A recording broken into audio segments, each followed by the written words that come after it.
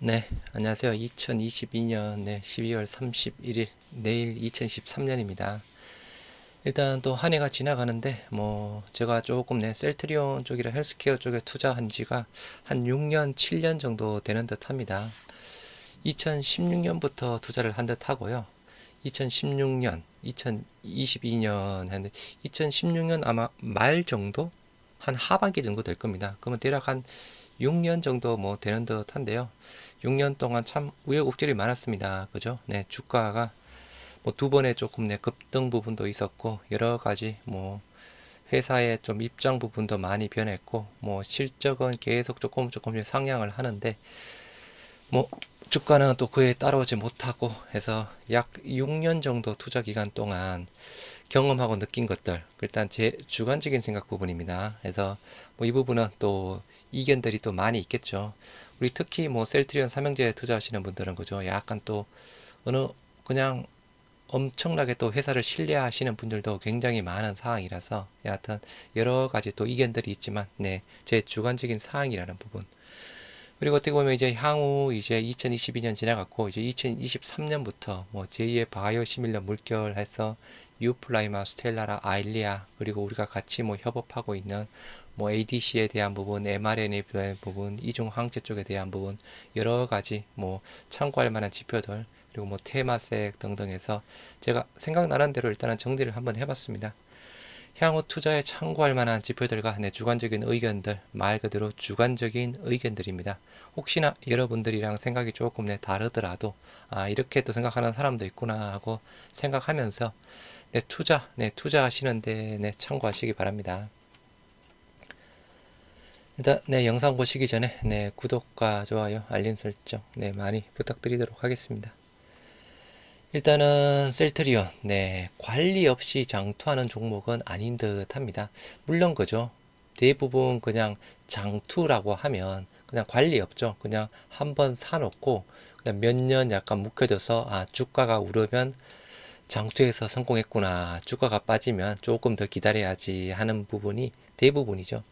관리가 없다, 그거는 이거 투자라고 하기에는 조금 아닌 듯 합니다. 그래서 셀트리온도 마찬가지, 중간중간에 종목에 대한 관리 자체가 필요한 부분이죠. 관리라고 한다라고 하면 말 그대로 큰 사이클을 보고, 오르는 사이클에서는 가지고 있다가 다시 빠지는 사이클로 빠졌을 때, 그때 조금 또 매도했다가 다시 조정 후에 행보 후 상승장일 때 다시 들어가는 그런 조금 본인 투자 종목에 대한 관리 자체가 필요한 듯 하고요. 일단은 이 윗부분은 코스피 종합 차트 부분입니다. 그래서 이 부분이 2013년 4월 달이네요. 2013년 4월 달 코스피가 조금씩 그죠, 좀 우상향으로 또 해서 진행이 되었습니다. 2021년 6월 달에 3,300 고점 찍고 지금 현재는 계속 빠지고 있는 부분이죠. 이때 이렇게 많이 올라갔던 부분, 코로나 이슈 부분이었습니다. 이때 급락했을 때 코로나가 터지면서 급락해서 말 그대로 이 저점에 잡았다. 1439네요. 1439에 잡았다. 말 그대로 엄청난 수익을 가져왔겠죠. 2020년 3월달, 2021년 6월달, 대략 1년 3개월 만에 코스피가 1400선, 1400선 선에서 3300선까지 엄청나게 폭등을 했습니다. 이렇게 폭등한 이유, 일단 유동성 부분이었죠. 코로나 이슈가 생기면서 유동성 공급 부분상으로 일단은 어마어마하게 폭증을 했고, 그죠. 그래서 단순하게 13년 4월 달에 코스피가 2100 정도 부분이었습니다. 2022년 올해 12월 달 2236이죠. 단순하게 6% 정도 올랐습니다. 한 기간상으로는 한 9년, 10년 정도 되는 부분이죠. 9년, 10년 동안 겨우 코스피 6%대 올랐습니다. 물론 그죠, 이때 부분이랑 고점 올릴 때 부분이라고 한다 그러면 한 3,300선까지 올랐으니까 한 10% 정도 올랐네요. 그리고 코스피 기준상으로 그죠. 여하튼 우리 일단 국내 시장은 미국 시장에 비해서 그죠, 장투할 수 있는, 말 그대로 그냥 묻어놓고 장투할 수 있는 시장 자체는 그렇게 아닌 부분이죠. 밑에 있는 부분이 셀트리온 차트 쪽의 부분인데요. 2013년 4월 달에 셀트리온 19,000원대 부분이었습니다. 중간에 조금씩 실적 늘면서 점진적 상승세를 보이다가 이때 조금 행보가 오래 갔던 부분이었죠. 이때가 아마 2016년, 18년 정도 되지 않을까 싶습니다. 좀 보이지는 않는데, 여하튼 이때 좀 이후에 1차 급등기가 하나 나왔죠. 이때가 셀트리온, 코스닥에서 코스피로 이전할 때 급등세가 한번 나왔습니다. 그래서 급등한 이후에 모멘텀이 사라지자 다시 떨어지면서 조금 3분의 2 정도 수준까지 빠졌던 부분이었죠. 빠져 있다가 다시 레키로나 이슈 부분상으로 다시 또 한 번의 급등세를 보여줍니다. 그래서 일단은 두 번의 급등세 부분에서 대략 이 당시 주가 상으로 그죠 30만원 후반 40만원대까지 갔던 상황이었습니다. 이 두 번의 큰 사이클로 급등세를 보였고요. 그 이후로는 이제 마찬가지 전체 시장이 죽는 것처럼 코로나 이제 거의 모멘텀 사라지면서 유동성 축소 시장으로 들어가면서 금리 인상에 러시아 우크라이나 전쟁 부분 상으로 해서 주가가 빠지면서 지금 현재 우리 셀트리온은 한 16만원, 15만원 세에서 계속 횡보세를 보여주고 있는 상황입니다. 단순하게 13년 4월 달에 19,000, 13년 4월 달, 제가 잘못 봤네. 19,000원대 부분이었습니다. 2022년 12월 달 16만원대 부분이다라고 하면 그죠? 한 대략 한 900%? 19,000원, 16만원? 한 800%, 900% 정도 오른 듯 합니다. 물론 또 고점 대비상으로는 더 올랐고 그죠. 그래서 어떻게 보면 요 셀트리온의 초창기 쪽에 대한 부분은 어떻게 보면 이제 말 그대로 성장을 보고 투자하는 부분이었죠. 이때는 실적에 대한 부분도 우려가 있었습니다. 앞으로의 전망 좋다라고 보는 사람들은 계속 가지고 있었겠죠. 말 그대로 그냥 생각 없이라기보다는 그냥 묻어두고 나는 오를 것이다 라고 베팅해서 다행히 셀트리온이 올라서 말 그대로 좋은 또 수익률을 보여줬던 부분이었고요. 반대로 조금 만약에 안 좋았다라고 하면 주가가 안 좋았겠죠. 그래서 일반적인 바이오주, 하이 리스크 하이 리턴 부분인데 셀트리온 같은 경우에는 하이 리스크 하이 리턴 가져온 대표적인 종목 중에 하나였습니다. 이게 과거 추세 부분이었고요. 지금 현재 추세상은 과거에 기대했던 실적 자체가 들어오면서 어느 정도 실적은 점진적으로 우상향이 되고 있는 상황이지만 과거처럼 실적이 급증하거나 그리고 과거처럼 앞으로의 전망 자체가 많이 긍정적인 전망 자체가 많이 있다. 성장 가능성 으로 본다라고 하면 과거 대비 조금 떨어져 있는 상황이죠. 그래서 결론적으로 저는 셀트리온 장투한다라고 하면 사이클에 따라서 장투를 해야 되는 부분이지 지금 현재 상으로는 그냥 마냥 묻어놓고 기다리는 종목은 아니다라고 생각합니다. 말씀드린 대로 초창기에는 셀트리온뿐만 아니고죠. 지금 같은 경우에도 다른 타 바이오 종목들 만약에 공부를 했어 그죠. 유망한 종목이 있다든가 등등 이 그런 예를 들어서 알테오젠하고 그냥 말씀드리는 부분입니다. 알테오젠가 좋다라고 말씀드리는 부분이 아니고 알테오젠처럼 뭔가 조금 앞으로에 대한 성장성 자체가 큰 종목이다라고 하면 나는 여기에 베팅을 하겠다라고 하면서 투자해서 그냥 기다리면 되는 부분인데 지금 셀트리온은 그런 사항은 아닌 부분입니다. 이 부분은 미국 아마존 주식 부분인데요. 아마존 주식 2012년 6월 달에 한 $10,000 정도였네요. $10,000 부분이었는데 지금 고점 자체가 18만 8천 달러? 아무튼 이게 수치가 조금 잘 모르겠는데요. 18만 8천 달러 정도까지 올라갔습니다. 엄청나게 그죠. 아마존 같은 경우에는 말 그대로 이 종목은 장투를 물론 결과론적 이야기지만 장투를 해볼 수 있는 충분한 장투 종목이었습니다. 근데 말 그대로 이제 아마존 같은 경우에도 코로나의 수혜주 부분이었죠. 그래서 코로나 수혜주 부분으로 급등하면서 고점 찍은 다음에 다시 전체 시장 자체가 이제 유동성 축소 부분 그리고 코로나가 사라짐으로써 그 보는 혜택 부분 자체가 줄어들고 금리 인상 이슈상으로 기술주가 빠지면서 아마존도 많이 빠졌던 부분이었습니다. 그래서 어떻게 보면 장투 부분 자체가죠 충분할 수 있는 종목 부분이었습니다. 테슬라 오랫동안 행보를 했습니다. 오랫동안 행보하다가 뭐 이때쯤 이게 몇 년도인지 모르겠는데 네, 여하튼 또 한 번의 급등세 보인 이후에 마찬가지 아마존처럼 네, 기술주 몰락으로 빠져나가고 있는 상황이고요. 일단 뭐 단순하게 본다라고 하면 미국 시장, 국내 시장 비교한다라고 하면 그나마 장투하기에는 종목을 잘 고르면 그죠? 미국 시장이 훨씬 조금 더 기회가 많이 있지 않나 싶습니다. 그래서 여하튼 지금은 우리 셀트리온은 그냥 묻어놓고 장투할 수 있는 종목은 아니다. 중간에 관리가 필요하다라고 저는 생각하고 있는 상황이고요. 셀트리온 하면 또 과거에 그죠? 공매도 피해줘의 또 대표적인 종목이었습니다. 셀트리온 더 이상 과거처럼 공매도 놀이터가 아닙니다. 이제 뭐 공매도 가지고 하기에는 조금 공매도 잔고가 많이 줄어들었죠. 그리고 매일 나오는 공매도 수량도 과거 대비해서 많이 줄어들었습니다. 한번 보시도록 하겠습니다. 2016년 셀트리온의 공매도 잔고 수량 1030만 주에 잔고 금액이 1조 1000억대 부분이었습니다. 이때 평균 주가가 한 10만 7천 원대. 요 공매도 기준상의 주가 부분입니다. 평균 주가. 2017년 780만 주로 일단 많이 줄었죠. 잔고 금액은 1조 7천억대로 오히려 더 늘어났습니다. 평균 주가 22만 원대. 요때가 그죠? 2016년 17년 때가 셀트리온이 코스닥에서 코스피로 이전하는 그 효과 부분이었죠. 그래서 상대적으로 잔고 수량은 줄었지만 오히려 잔고 금액은 늘어났습니다. 주가가 올랐으니 18년에 다시 잔고 수량이 1070만 주로 늘어났습니다. 잔고 평가 금액 2조 3천억대 부분상으로 가장 많이 있었던 부분이었고요. 평균 주가 22만 원대. 19년 1200만 주로 다시 늘어났습니다. 이게 최다치 19년 자체가 최다치 부분이었습니다. 잔고 금액 2조 1000억대, 평균 주가 18만 원대.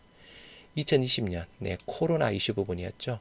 잔고 금액이 급감을 했습니다. 640만 주대로 1200만 주대에서 640만 주대로 반 정도 쇼크브링이 일어났습니다. 대표적으로 이때 골드만이 또 쇼크브링을 많이 했고요. 뭐 마찬가지 또 다른 공매도 투자들도 쇼크브링 많이 했던 상황이었고요. 공매도 잔고 2조 3천억대, 주가가 35만 9천원, 거의 고점까지 갔던 부분이었죠. 2021년 640만 주에서 460만 주로 줄어들었습니다. 주가가 빠짐으로써 공매도 잔고도 9,100억대로 줄어들었고 평균 주가 19만 7천원. 올해 이제 현재 마지막 259만 주 정도 가지고 있고 공매도 잔고 평가 금액 4,500대에 해당되는 부분입니다. 평균 주가 17만 7천원대 부분이고요. 이 기준으로 본다 그러면 공매도 잔고 평가 금액 4,500억대 부분이며 그죠? 그래도 조금 상위 쪽에는 들어가 있는 부분이지만 과거처럼 이제 공매도에 휘둘릴 수 있는 종목은 아닙니다. 그리고 앞으로 또 이렇게 되면 그죠? 공매도가 줄어들어서 잔고 수량 자체가 줄어들어서 앞으로도 이 줄어든 수량이 다시 들어오지 않을까라고 하는 또 염려하시는 분들도 간혹 계신 듯 하더라고요. 저는 다시 들어오지는 않을 듯 합니다. 다시 들어온다라고 해도 많아봤자 한 600만 주대 2020년 기준상 그 정도로 되지 않을까 싶고요. 매일 나오는 일별수량, 공매도 잔고, 공매도 수량 급감하고 있는 상황, 급감하고 있는 이유 뭐 우리들이 다 생각하고 있는 뭐 그런 사항이겠죠. 앞으로에 대한 전망 부분, 좋은 부분, 과거의 공매도 부분이 많았다는 부분 거죠. 이때 여전히 바이오시밀러 시장에 대한 조금 성공 가능성, 또 거기에 더 베팅을 했겠죠. 그리고 혹시나 성공하더라도 매출에 대한, 앞으로에 대한 후속 바이오시밀러에 대한 또 성공, 실패 가능성, 그리고 기타 우리들이 그냥 심적으로만 가지고 있는 뭐 경쟁사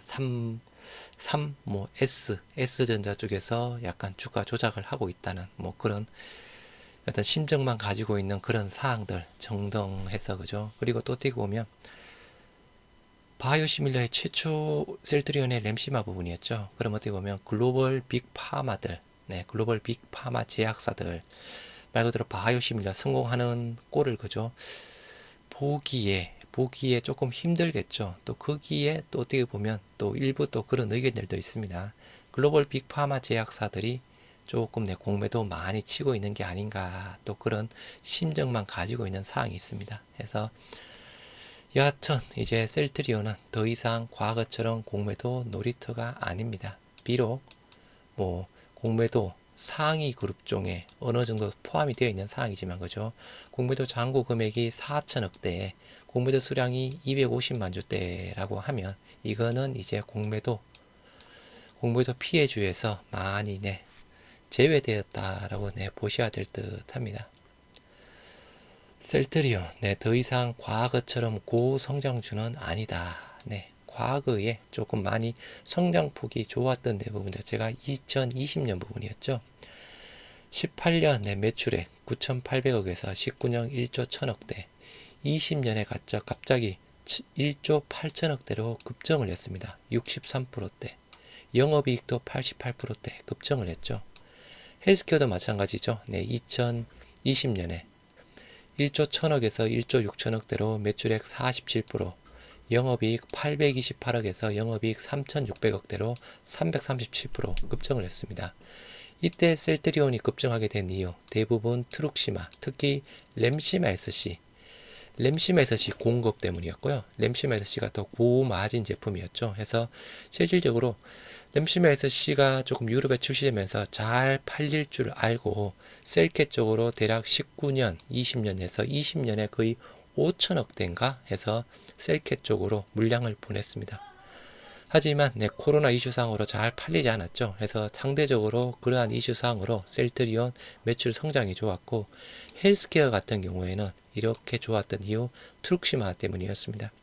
미국의 트룩시마가 이때 굉장히 잘 나갔습니다. 미국의 약간 퍼스트 무브로서 굉장히 잘 나갔고, 트룩시마가 또 고마진 제품이라서 매출액 1조 1천억대, 영업이익 아직까지 안 깨졌죠. 3,600억대. 내년에도 깨지기 힘든 상황입니다.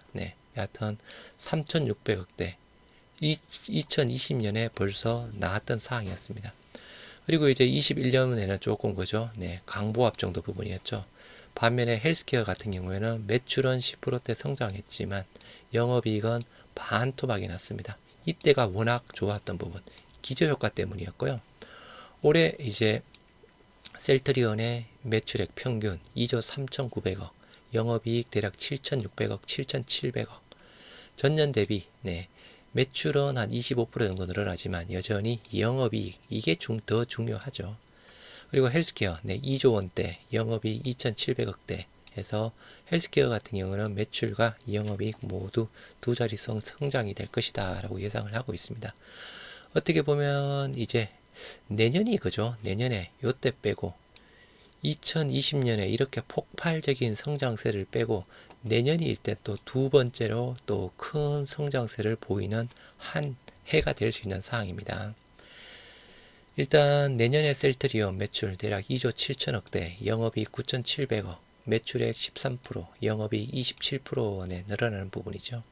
헬스케어 2조 4,500억에 영업이익 3,500억, 마찬가지 매출과 영업이익 모두 내년에는 두 자릿수 성장하는 걸로 정권사들 전망을 하고 있는 상황입니다. 그래서 2020년 폭발적인 성장세 이후 두 번째로 높은 성장세를 가지고 올 수 있는 부분이고요. 이때 과거처럼 이렇게 좋은 성장률은 앞으로 조금 보이기는 힘들 듯 합니다. 2023년이 이렇게 조금 보이더라도 24년에는 그래도 이 성장률보다는 조금 줄어들 듯 하고요. 여하튼 매출에 대한 부분, 셀트리온도 그렇고 헬스케어도 그렇고 매출에 대한 부분 계속 우상향을 하고 있습니다. 반대로 주가는 그죠. 두 번의 큰 이벤트, 코스피 이전권, 레키로나 이슈 부분 상으로 등락을 지금 반복하고 있었던 상황이었죠. 그래서 어떻게 보면 이 큰 이벤트가 없었다라고 하면 셀트리온의 주가 부분도 그냥 점진적으로 우상향 되어 있지 않았나 싶습니다. 그래서 이 두 번의 큰 이벤트가 주가의 변동성을 많이 가져왔다라고 보시면 될 듯 합니다.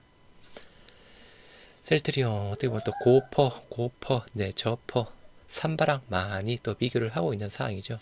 개인적으로 셀트리온 과거의 고퍼를 조금 찾아가기에는 시간이 조금 많이 걸리지 않을까 싶습니다. 셀트리온의 19년에 퍼가 81이었습니다. 20년에 94 나왔고, 약간 20년에 성장세가 많이 좋았죠. 21년에 46 나왔습니다. 네. 올해 지금 전망 대략 PER 35 정도를 이야기를 하고 있습니다. 네. 그리고 내년에 28, 그리고 24년에 26 정도를 이야기를 하고 있는 상황이고요. 상대적으로 그죠? 업종 대비해서 업종 대비해서 저평가되어 있는 상황입니다. 네. 여하튼 뭐 어떻게 보면 과거 대비해서 저퍼 부분은 맞긴 한데 일단은 과거처럼 이렇게 80, 90까지 가기에는 조금 어려울 듯 하고요. 잘 돼야 한 60 정도 선 정도로 가지 않을까 싶네요.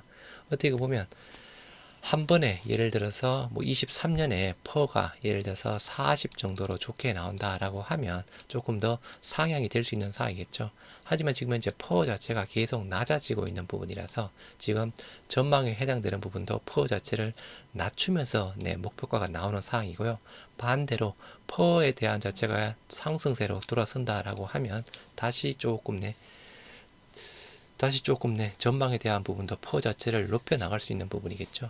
그런데 일단 퍼 자체가 그죠? 단기 순이익을 단기 순이익을 주식 총수로 나눈 부분이죠. 그래서 일단은 퍼 자체가 낮다라는 부분, 단기 순이익 자체가 계속 증가하고 있습니다. 우리 셀트리온 같은 경우에. 여하튼 말 그대로 지금 저평가 영역에 계속 조금 속해 있긴 한데 과거의 고평가 영역을 찾기에는 좀 어려울 수도 아니면 시간이 더 걸릴 수도 훨씬 더 걸릴 수도 있다라고 생각하고 있는 상황이고요. 셀트리온 헬스케어도 마찬가지 부분입니다. 19년 퍼가 123, 20년에 104, 그리고 21년에 83 나왔습니다. 올해 퍼 45 정도를 예상하고 있습니다. 반토막 나는 부분으로 예상을 하고 있는 상황이죠. 23년에 35, 24년에 28 정도를 이야기하고 있습니다. 헬스케어도 마찬가지 과거의 퍼 80, 100 가기에는 상당히 어려울 듯 합니다. 삼바, 우리랑 많이 비교합니다. 2020년 퍼가 217 나왔습니다. 21년에 140 나왔고요. 삼바 같은 경우에도 전망치 자체가 계속 조금씩 떨어지고 있는 상황이죠. 22년 퍼 한 99 정도를 예상하고 있고요. 23년에 98 그리고 89 정도를 이야기하고 있습니다.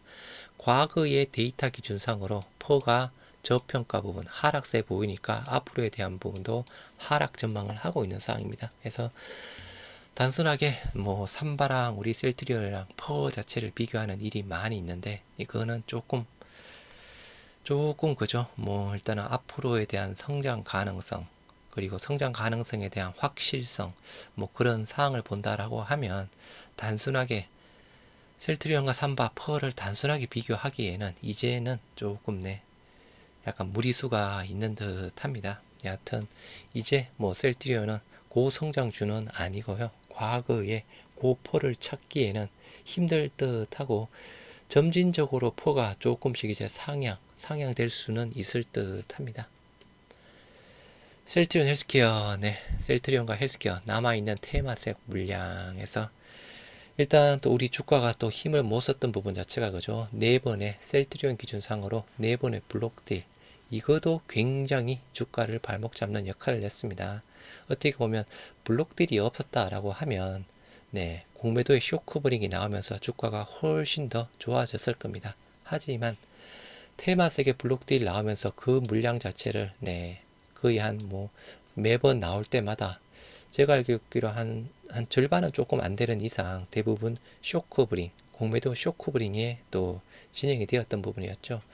앞으로도 테마색에 대한 물량 자체는 남아있는 사항입니다. 일단은 테마색, 셀트리온 헬스케어, 치분, 취득 및 매도 일지에서 셀트리온 같은 경우에 2010년 5월 달에 보통주 1223만 주를 취득했네요. 그래서 잔여 지분 10%대 그리고 2013년 6월 달에 442만 주를 또 장외 매수해서 14%대로 늘어났고 실질적인 1차 블록딜 2018년 3월 9일 날에 224만 주가 나왔습니다.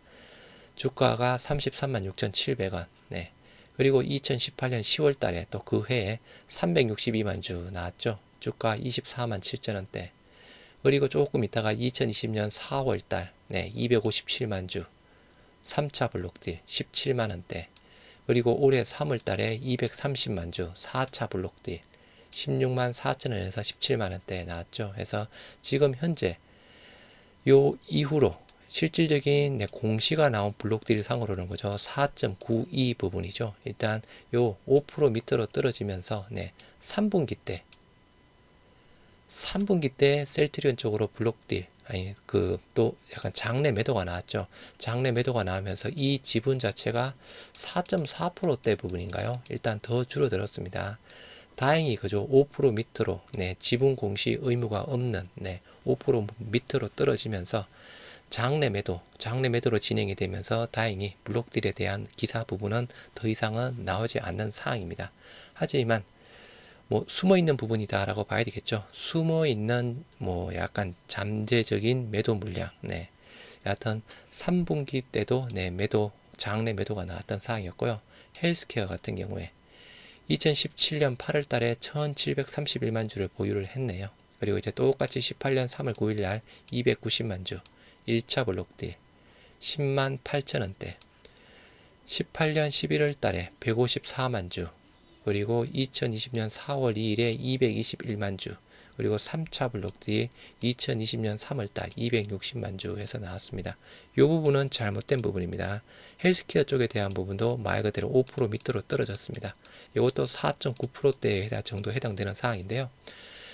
헬스케어 같은 경우에는 3분기 분기 보고서에 테마색이 장내 매도했다라고 해서 자료를 공시한 게 없습니다. 그래서 셀트리온이 3분기 공시상에 분기 보고서 상에 테마색의 장내 매도로 언급이 되어 있어서 그때 골드만 쪽이라고 말씀을 드렸던 사항이었죠. 골드만 창구를 통해서 헬스케어 쪽에 대한 부분도 비슷한 시기에 골드만 창구를 통해서 매도세가 많이 나왔습니다. 그래서 아마 거의 뭐 가능성이 높은 추측, 테마색이 3분기에도 헬스케어 쪽에 대한 부분 골드만을 통해서 장내 매도했을 것이다 라고 보고 있는 상황입니다.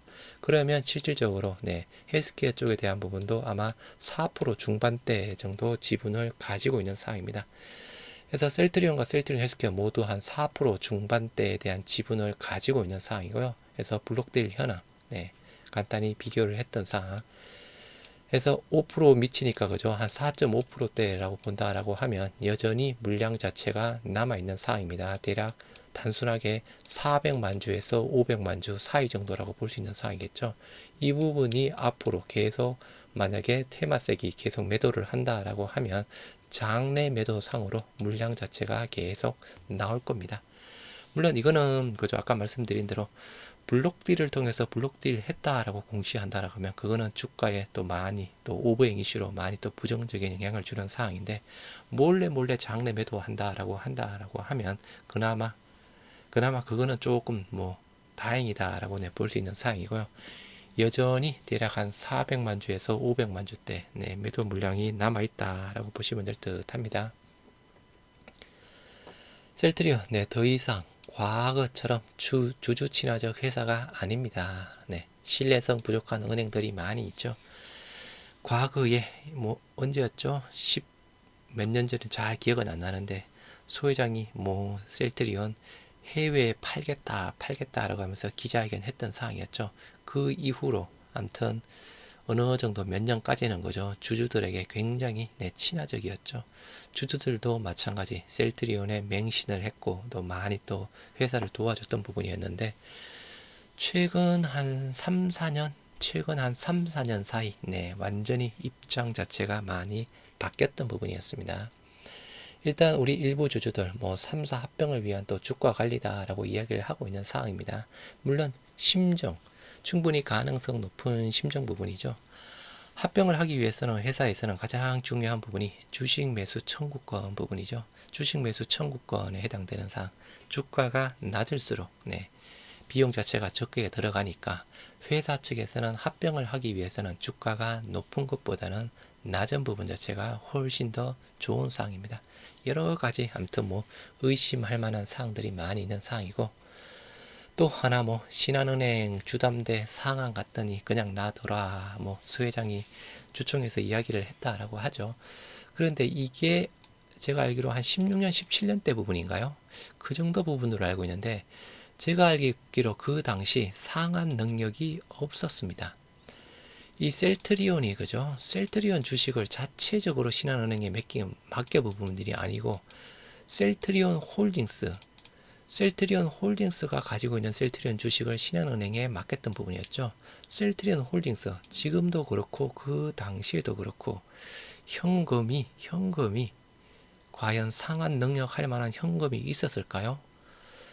아니면 약간 대환을 생각했을까요? 신한은행에 대출받은 부분을 타 은행에서 대출을 받아서 대환을 생각하고 있었던 걸까요? 아무튼 이 부분 말로는 수 회장이 직접 했다라고 하는데 그죠? 실질적으로 상한 능력, 네, 의심이 가는 사항입니다.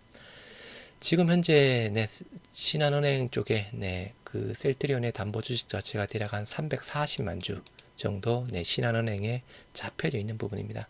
이 부분에 대해서 많은 주주분들, 네, 아무튼 신한은행 옮겨라 이야기를 하고 있는 사항이죠.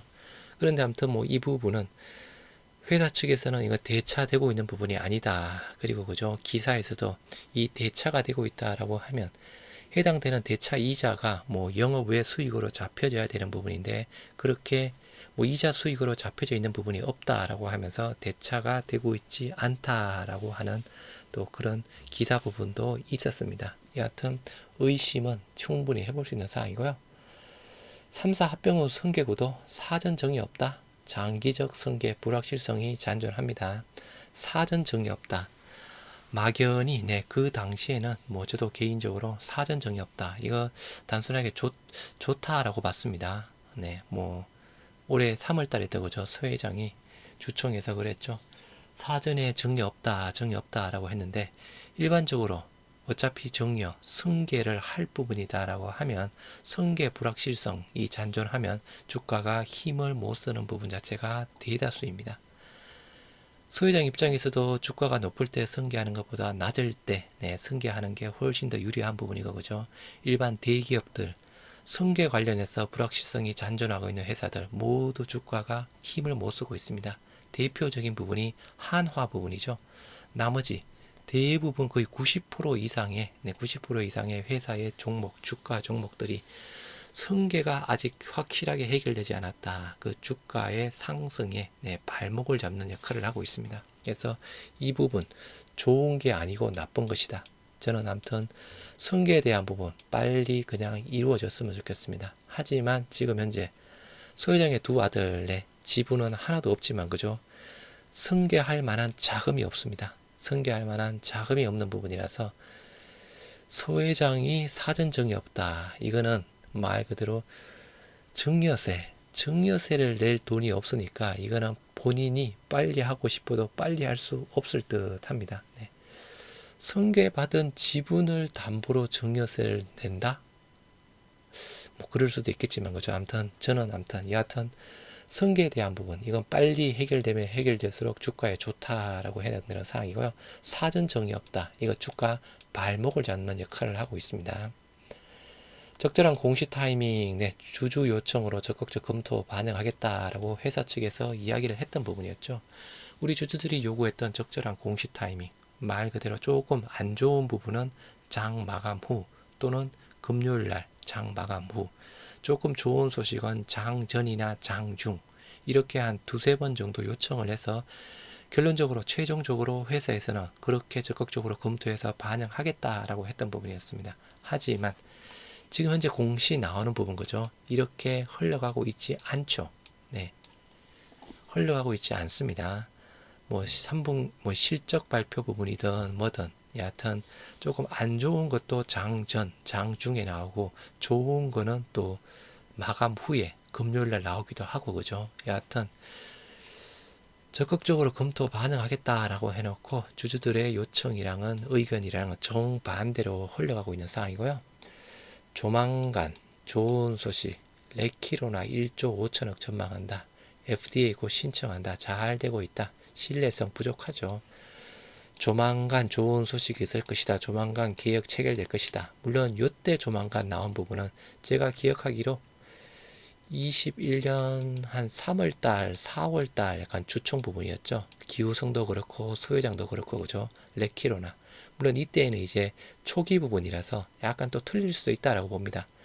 하지만 레키로나 1조 5천억대 전망에 해당되는 부분, 이 부분은 8월달인가 9월달에 어느 정도 개발 다 해놓고 이제 EMA 승인을 거의 목전에 앞둔 상황에서 기후성이 레키로나 1조 5천억 정도 매출 예상한다라고 그 당시에 그렇게 이야기를 했습니다. 그런데 막상 뚜껑을 열어보니 그죠? 한 2천억대 나왔나요?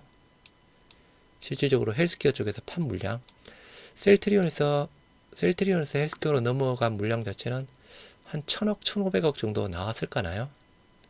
엄청나게 갭이 벌어지고 있는 부분이죠. 이런 부분 말고 나머지 뭐 실적 좋다라고 했는데 막상 그 다음 분기 실적을 열어보니 뭐 아무튼 공장 유지 보수 뭐 부분이었나요? 실적이 쇼크 부분이었죠. 그래서 주가가 많이 빠졌던 부분. 그래서 최근 들어서 신뢰성 부족한 은행들이 계속 나오고 있습니다. 미 FDA 레키로나 신청한다. 잘 되고 있다. 사전 미팅 잘 되고 있다. 근데 결과는 없었던 부분이었죠.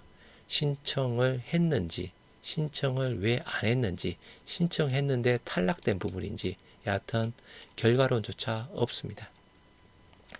실적 좋다, 문제 없다, 신뢰성 없죠. 전문 경영인 경영하겠다. 물론 이 부분은 그죠. 어떻게 보면 기후성이 또 전문 경영인이라고도 저는 또 볼 수도 있다라고 생각합니다. 어떻게 보면 초창기부터 계속 바이오시밀러 말 그대로 서 회장과 같이 개척한 전문 경영인이라고도 볼 수 있겠고, 또 어떻게 보면 서 회장의 한 가족이나 다름이 없는데 그죠. 어떻게 보면 애초에 바이오시밀러, 바이오 쪽, 생명공학 쪽, 제약 쪽 전공을 한 그런 쪽으로 본다 그러면 전문 경영인은 아닌 부분이죠. 뭐 이 부분에 대해서는 저는 한 반반 정도, 전문 경영인 수도 있고, 없을 수도 있다라고 저는 개인적으로 그렇게 생각하고 있는 상황이고요. 하지만 여하튼 뭐 기후성이 뭐 경영한 이후에 계속 매출 쪽에 대한 부분 증가세는 보여주고 있는 상황입니다. 주가는 반대로 가고 있지만 그죠. 소유와 경영 분리하겠다. 실제 서 회장의 소유가 하고 있는데 경영도 실제 서 회장이 하고 있죠. 서 회장 두 아들이 셀트리온과 셀트리온 헬스케어 이사회 의장을 차지하고 있고 그죠. 셀트리온 스킨케어도 셀트리온 엔터테인먼트도 두 아들이 지금 이사회 사내 이사로 들어가 있는 부분이죠. 이 부분은 소유와 경영을 분리하겠다. 이거는 틀린 말입니다. 지금 현재 서 회장이 실제 지분 소유하고 있고 두 아들은 없는 상황이지만 실제 경영은 서 회장이 하고 있는 부분이죠. 두 아들을 통해서 이사회 의장인 두 아들을 통해서 해서 이렇게 아무튼 뭐 제가 그냥 생각나는 대로 정리를 한 부분이라서요. 조금 이제 과거와는 다르게 셀트리온 회사가 많이 바뀌었습니다. 스탠스도 많이 바뀌었고 주주들을 대하는 태도도 일단 많이 바뀌었고 과거 대비해서 툭툭 약간 던지는 은행들도 조금 문제가 많이 있는 상황이고 합병이든 승계든 뭔가 불확실성이 계속 잔존되어 있는 상황. 그래서 여하튼 흐름은 이제 셀트리온 회사 자체는 믿을만한데 그죠. 기술력 회사 자체는 믿을만합니다. 하지만 거기에 경영을 하는 사람들의 그리고 은행들 그 부분은 한 번 더 재금정이라고 해야 되나 그런 부분 자체가 조금 더 필요하지 않나 싶습니다. 셀트리온 투자할 만한 가치가 있는 회사인가. 여러모로 지금 현재 우리 셀트리온 삼형제 주주분들 또 이 영상을 보고 계시는 분들도 그죠. 주주분들이죠. 이게 제일 중요하겠죠. 투자할 만한 가치가 있는 회사인가. 코로나로 시작된 유동성 시장은 앞으로는 거의 보기가 힘들 듯 합니다. 그래서 말 그대로 앞으로 또 뭐 코로나와 비슷한 또 팬데믹 현상이 일어난다라고 하면 모를까.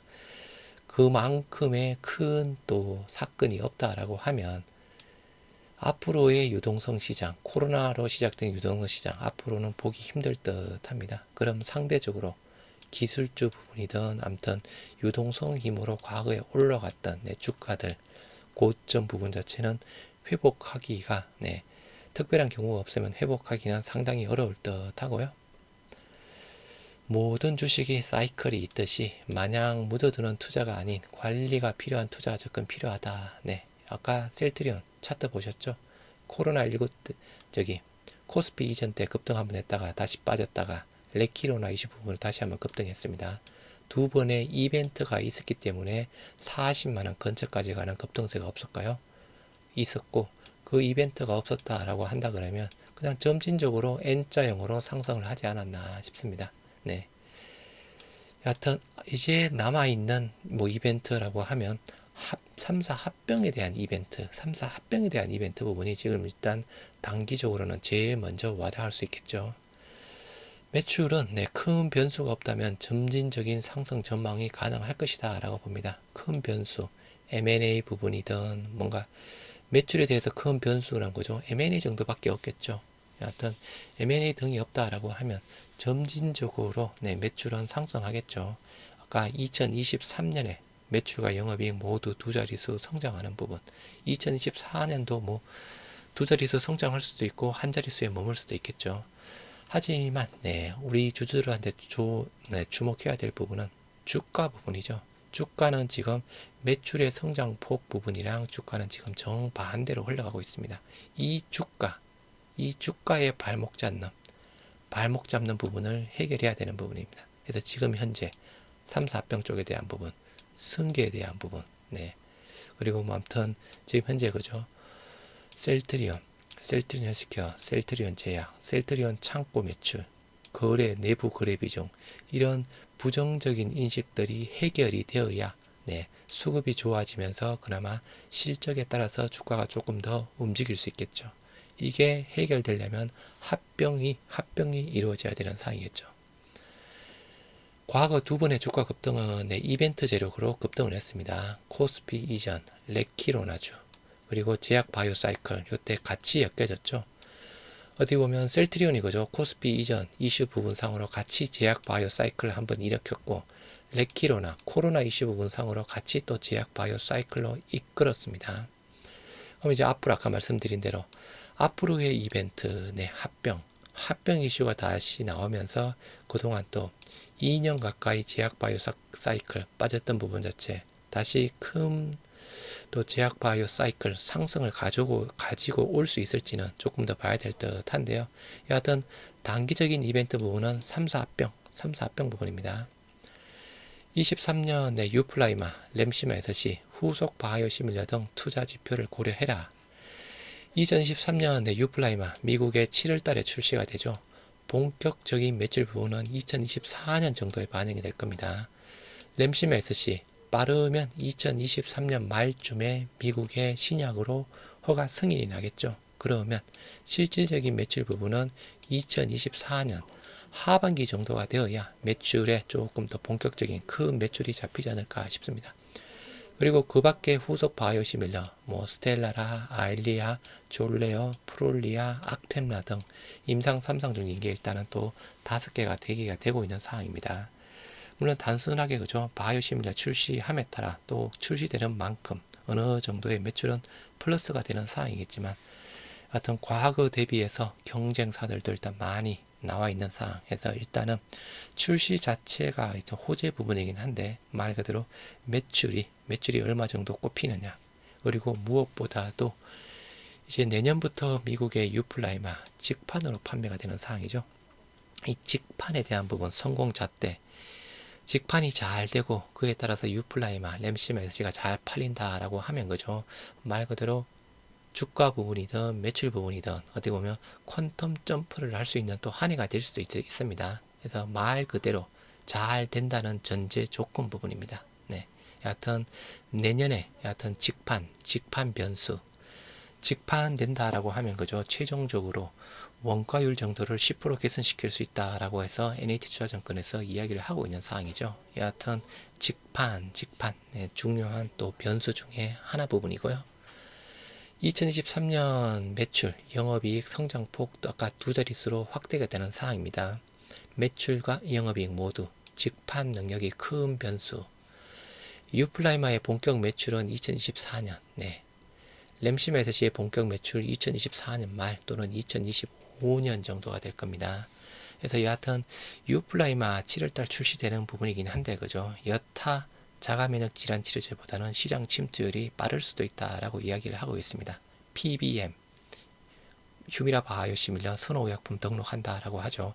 거기에 유플라이마 자체가 들어간다라고 하면 기존의 자가면역 질환치보다는 시장 침투 속도가 빠를 것입니다. 그러면 23년 한 말쯤에 일단은 본격적인 또 매출 자체가 많이 또 꼽혀질 수 있는 사항입니다. 물론 전제 조건, PBM, 선호의약품 쪽에 우리 유플라이마가 들어가야 되겠죠. 그리고 미국 최대 사보험사 시그나도 일단은 유플라이마, 휴미라 바이오시밀러에 대한 부분, 등재 이유 부분을 계속 이야기를 하고 있는 사항입니다. 3, 4병 모멘텀으로 주가 상승 시 소멸되는 시점에 일시적 매도를 고려하는 게 좋지 않을까 싶습니다. 그래서 아까 큰 이벤트에 대한 사이클 보셨던 대로 이때 코스피 이전상으로 한번 급등 2.7배 올랐다라고 말씀을 드렸죠. 레키로나주 이슈상으로 한번 또 급등 2.7배 올랐습니다. 이 이벤트가 없었다라고 하면 점진적으로 우상향했을 겁니다. N자형으로. 하지만 이때 두 개의 이벤트 부분으로 급등한 이후에 빠져 있었던 부분이었죠. 이번에 3, 4병에 대한 모멘텀 쪽에 대한 부분, 3, 4병 쪽에 대한 이벤트 쪽에 대한 부분도 마찬가지 많이 급등했다가 빠지지 않을까 싶습니다. 그렇다라고 하면 사이클적으로 가야죠.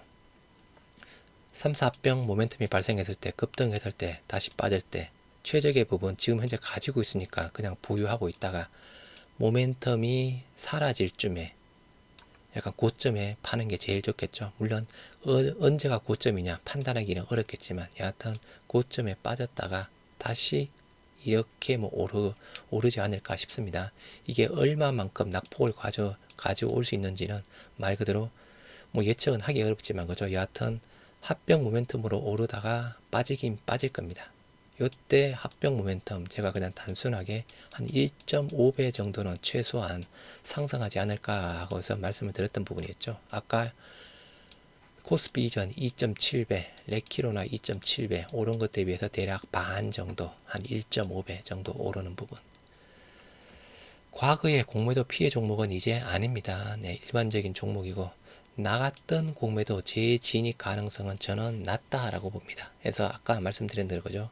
일부 주주분들 나갔으니 다시 들어오지 않겠느냐, 들어와서 다시 공매도가 많이 급증하지 않겠느냐, 그리고 최근에 메릴린치가 공매도 대량 잔고 보유자에서 5년 만에 탈출한 영상 올려드렸던 부분이었죠.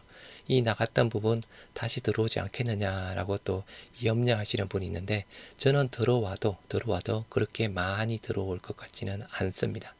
그리고 지금 현재 모건 스탠리가 대략 한 190만 주 부분인가요? 대략 가지고 있죠. 우리 공매도에 대한 부분 이것도 늘어나기보다는 점진적으로 줄어들 가능성이 훨씬 더 많이 있다라고 봅니다. 이후 부분은 지금 계속 제가 말씀드렸던 부분대로 3, 4 합병도 이루어지고 내년에 바이오시밀러 제2의 물결이고 그동안 램시마, 트룩시마, 허주마가 주요 매출 판매처였다고 하면 그죠. 일단은 작년 정도부터 램시마 SC 올해 초부터라고 해야 되겠죠. 램시마 SC, 유플라이마가 힘을 조금씩 보태고 있고 앞으로에 대한 부분 아까 임상 3상 중인 거 5개 그리고 미국 쪽에 유플라이마, 램시마 SC 이렇게 들어오는 상황이니까 공매도에 대한 부분은 재진입 가능성은 저는 낮다라고 생각합니다. 일단 중장기적인 투자 지표들은 ADC, 우리 ADC 쪽에 대한 부분 영국의 익수다 전에 그죠. 캐나다 기업 아이프로젠 그리고 최근에 피노바이오 쪽이 있었죠. 아이프로젠 캐나다, 영국 익수다, 그리고 피노바이오 우리 국내 익수다 지분투자, 피노바이오 지분투자 했죠. 아이프로젠은 지분투자 했는지는 잘 모르겠습니다. 일단 공동 연구를 하고 있고 이중항체 쪽에 대한 부분 ABB 프로 마이크로바이옴 우리 국내 고바이오랩 mRNA 플랫폼 미국의 트라이링크 바이오테크놀로지 요 부분은 그죠? 중장기적인 투자 지표절 부분입니다.